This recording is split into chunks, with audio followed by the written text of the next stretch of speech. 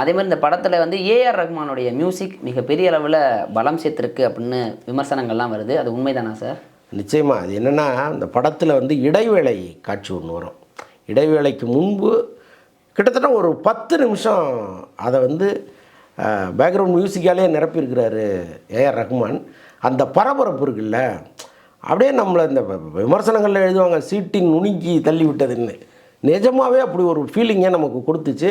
அதுக்கு வந்து அந்த இசை தான் காரணம். டயலாகெல்லாம் எதுவுமே கிடையாது. படம் பரபரன்னு போயிட்டுருக்கோம். அந்த இசை வந்து அதை மேலும் மேலும் மேலும் மேலும் கொண்டு வந்து தூண்டி கொண்டு வந்து நம்மளை நிறுத்தும். அப்படி ஒரு இசை இந்த படத்தில் கொடுத்துருக்கிறாரு.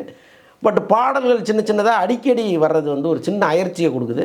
மற்றபடி பேக்ரவுண்ட் மியூசிக் வந்து பிரித்து மேய்ஞ்சிட்டார்.